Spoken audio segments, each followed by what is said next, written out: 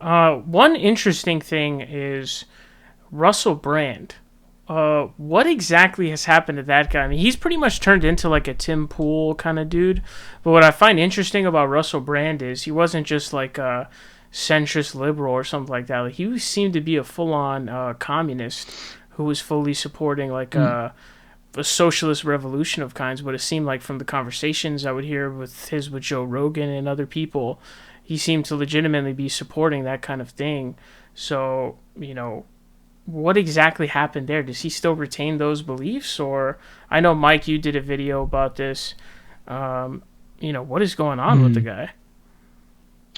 Uh, I don't know. So I actually did used to watch Russell Brand quite a bit because he would challenge me from the left. He was very like he was one of those. I don't want to say like the loud vegans. Like I'm vegetarian. I'm flirting with that. I don't eat a lot of meat, so I found his arguments compelling. About not eating meat.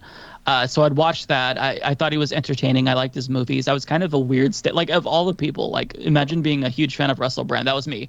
But I think that what happened is he kind of found his niche, right? And that is to be anti-vax. Not really a niche, but you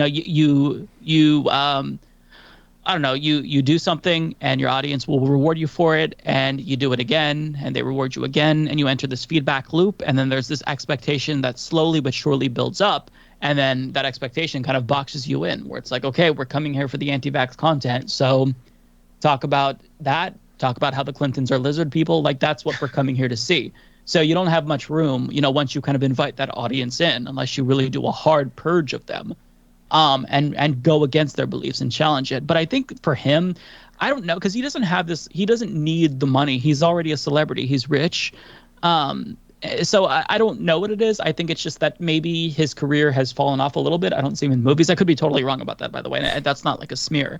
I think that maybe this is like his second win, his second 15 minutes. I don't really know. I don't like it though. I feel like we have enough grifters who are doing anti-vax misinformation or pandering to anti-vaxxers. We don't need Russell Brand to jump in. Honestly, I think that YouTube should have this policy where if you're a celebrity and you've been in at least two high-grossing films, you shouldn't be allowed on the platform. We should cancel them and censor them That's a good because idea. this is for us normies. Fuck off. I don't want Will Smith on the platform. I don't want Russell Yeah. Brand on the platform. Get fucked. This is That's a for good us, idea. okay? The normal people to build a fucking platform, not people who already have a pre-existing fan base. Get fucked. I don't like that, so I'm And bitter then that not way. only that, but then the algorithm helps them too. Like the Yeah, algorithm helps Right. that's the Seth Meyers, The problem. Daily Yeah. Show, like all those people, CNN, MSNBC. So Yeah, every single time I finish a YouTube video, it doesn't matter what it is. If it's politics, the next video that autoplays is John Oliver. I Yeah. don't watch John Oliver that much, but if I finish Rational National, it's John Oliver. I hear that yeah. chime when I'm getting ready. I'm like, oh fuck, I've got to change the video again. Like, get the celebrities off the platform. Like, I'm totally biased, and that's a totally irrational take. And from a business standpoint, YouTube would never go for it. But I can vocalize that belief. We should cancel celebrities off of the platform. In terms of my thoughts on Russell Brand, I have not been following. I guess he's anti-vax now. Is that the case? Is that what happened? He's I just didn't realize generally that. He's speaking. neutral, but Okay, He I seems to think be doing the Tim Pool stuff. Like, I saw a video he posted about, like, turns out Hillary was wrong about the Russiagate thing or something like that. There was some story, some niche story that came out about something okay. to do with one of the lawyers involved with that. So his videos are very similar to Tim Pool if you go through his video list.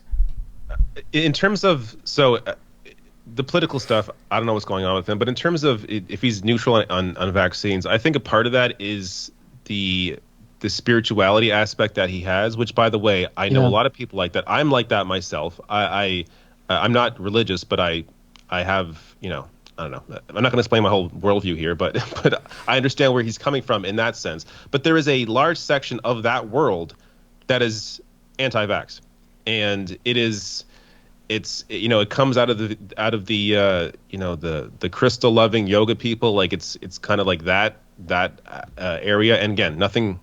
Yoga's great. Nothing's wrong with yoga, but there's for some reason, and I don't know why, but for some reason there is a percentage of those people that are skeptical of vaccines, and they don't even really consider themselves to be on the right. These are people that would largely, I would think, vote for people on the left, or at least vote for Democrats, and for some reason they question that stuff. And he's probably now motivated by the reaction he's getting, which is probably a positive, mostly positive reaction for his positions on those issues. And I think he's part of it's also that he does seem sort of like a sponge in the way that Rogan is, where he takes in whoever's in front of them and their worldview, and maybe doesn't challenge himself the way that maybe he used to. Because I have watched some of his stuff in the past. I've enjoyed him. I like his personality. He seems like a unique guy.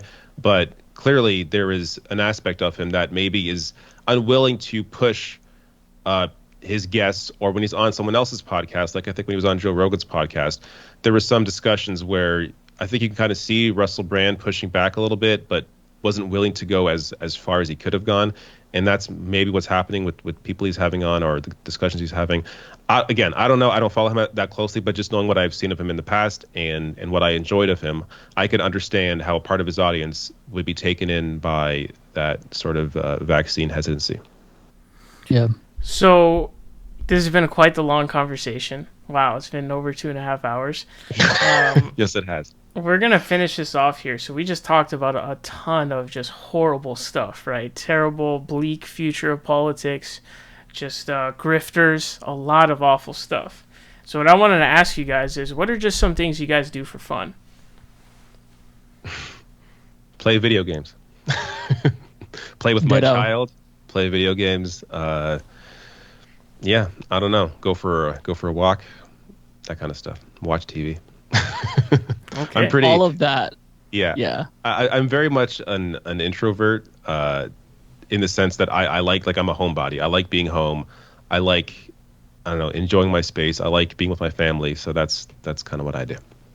Okay. Yeah, same. All of that, minus the walks. I don't take walks. I really need to, though. So you just don't leave the house at all? I don't. I'm actually genuinely agoraphobic. So I have a panic disorder, and I have gotten better a little bit. But leaving home is actually relatively hard. Sometimes, depending on where I'm at, it's actually traumatic. But I'm on medication. I'm treating that.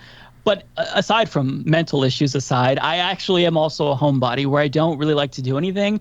My ideal day is just sitting on my ass and eating shitty food, cuddling with my dogs, playing video games, watching podcasts, usually H3. That's like the only one I've been watching lately that's long form. But yeah, same thing. I feel like David and I get along so well because we're kind of like the same person in a way. He's like the straight Canadian version of the Humanist Report. I gotta say though, now I feel bad for meeting you in Portland, because we met in person. I feel bad for asking you to lunch, because was that traumatic for you to go out? No. So that was when there are these long periods of time where I'm okay, and then it'll kind of like flare up again. Okay. Like it's kind of weird. Like I go through cycles, and that was a good cycle. So I actually genuinely enjoyed that. But now, if you were to come to Portland and be like, "Hey, you want to meet up?" I'd be like, sure.